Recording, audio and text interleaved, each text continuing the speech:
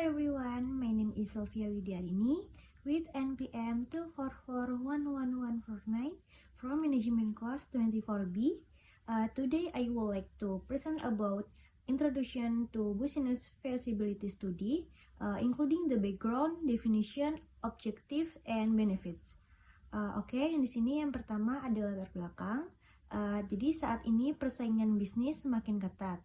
Hal ini disebabkan oleh meningkatnya jumlah pelaku usaha, baik dari kalangan individu maupun perusahaan besar. Ditambah lagi dengan adanya teknologi digital seperti e-commerce dan media sosial, yang membuat siapa saja bisa dengan mudah memasarkan produknya. Akibatnya, konsumen memiliki banyak pilihan sehingga bisnis harus memiliki keunggulan kompetitif agar bisa bertahan. Selanjutnya, banyak usaha gagal karena kurangnya perencanaan. Banyak pelaku usaha yang hanya mengikuti tren tanpa melakukan analisis yang mendalam. Contohnya, ketika bisnis minuman kekinian sedang booming, banyak orang ikut membuka usaha serupa tanpa mempertimbangkan lokasi, target pasar, atau persaingan. Akibatnya, usaha tersebut tidak bertahan lama.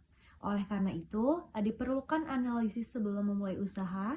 Analisis ini bertujuan untuk memahami kondisi pasar, melihat peluang yang ada, serta mengantisipasi risiko yang mungkin terjadi.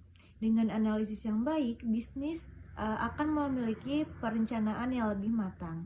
Selain itu, pengambilan keputusan yang tepat sangat penting dalam bisnis. Keputusan seperti menentukan harga, memilih lokasi usaha, atau menentukan strategi pemasaran akan sangat mempengaruhi penghasilan bisnis. Oleh karena itu, keputusan harus didasarkan pada data analisis yang jelas, bukan hanya perkiraan atau institusi semata. Lalu selanjutnya ada permasalahan dalam bisnis. Permasalahan yang pertama itu ada ketidakpastian pasar. Kondisi pasar dapat berubah sewaktu-waktu tergantung pada tren, teknologi, maupun kondisi ekonomi. Misalnya produk yang sedang populer saat ini bisa saja tidak diminati lagi di masa depan. Hal ini menuntut pelaku usaha untuk selalu adaptif. Yang kedua, risiko kerugian finansial. Jika bisnis tidak direncanakan dengan baik, maka kemungkinan kerugian akan semakin besar. Misalnya, salah dalam menghitung biaya operasional atau overtime terhadap keuntungan. Lalu yang ketiga, ada kesalahan dalam strategi, yaitu contohnya menentukan harga yang terlalu tinggi sehingga tidak terjangkau oleh target pasar, atau melakukan promosi yang tidak tepat sasaran.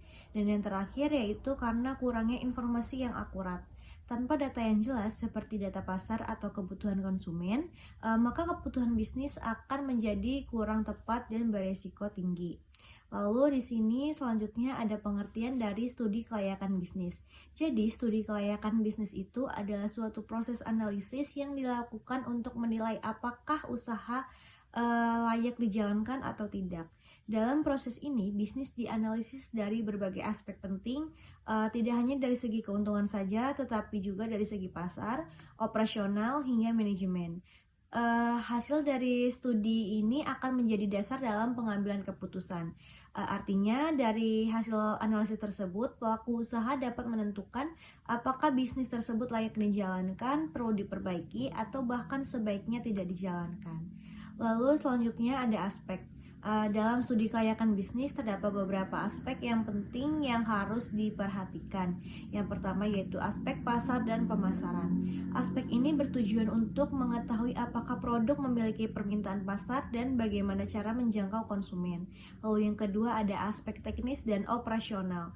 Aspek ini membahas bagaimana proses produksi dilakukan mulai dari lokasi, peralatan, hingga tenaga kerja yang dibutuhkan. Lalu yang ketiga ada aspek keuangan. Pada aspek ini dilakukan perhitungan terkait kebutuhan modal, biaya operasional, serta estimasi keuntungan. Lalu yang keempat ada aspek hukum. Aspek ini memastikan bahwa bisnis yang dijalankan telah memenuhi semua peraturan dan memiliki izin yang sah. Dan yang terakhir yaitu ada aspek manajemen, yaitu aspek untuk menilai apakah tim yang menjalankan bisnis memiliki kemampuan dan pengalaman yang cukup. Lalu selanjutnya ada tujuan dari studi kelayakan bisnis, yaitu yang pertama dapat menilai kelayakan usaha. Dengan studi ini, kita dapat mengetahui apakah suatu bisnis layak dijalankan atau tidak. Lalu yang kedua, untuk mengurangi risiko kerugian.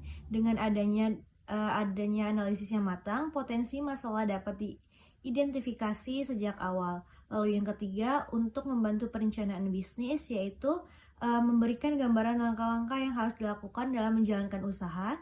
Dan yang terakhir, untuk mendukung pengambilan keputusan, yaitu keputusan yang diambil akan lebih rasional karena berdasarkan data dan analisis. Lalu selanjutnya ada manfaat. Pertama itu untuk memberikan gambaran peluang usaha. Di sini kita dapat melihat apakah bisnis memiliki peluang untuk sukses. Lalu yang kedua, untuk membantu menarik investor, bahkan melihat hasil studi kelayakan sebelum memutuskan untuk berinvestasi. Lalu yang ketiga, untuk memudahkan pengendalian bisnis. Karena sudah memiliki perencanaan yang jelas, maka bisnis akan lebih mudah dikontrol. Dan yang terakhir yaitu menjadi pedoman dalam menjalankan usaha sehingga bisnis dapat berjalan sesuai dengan tujuan yang telah ditetapkan. Lalu selanjutnya ada pihak yang membutuhkan. Yang pertama itu ada investor, yaitu untuk memastikan bahwa investasi yang mereka lakukan aman dan menguntungkan. Lalu yang kedua yaitu pengusaha atau pelaku bisnis sebagai panduan dalam menjalankan usaha. Lalu yang ketiga yaitu bank atau kreditur untuk menilai apakah bisnis tersebut layak mendapatkan pinjaman. Dan yang terakhir adalah pemerintah, yaitu untuk memastikan bahwa bisnis berjalan sesuai dengan peraturan yang berlaku. Including a business feasibility study is very important before starting a business because it helps reduce tax, improve planning, and raise the chance of success. This is all my presentation. Thank you for attention.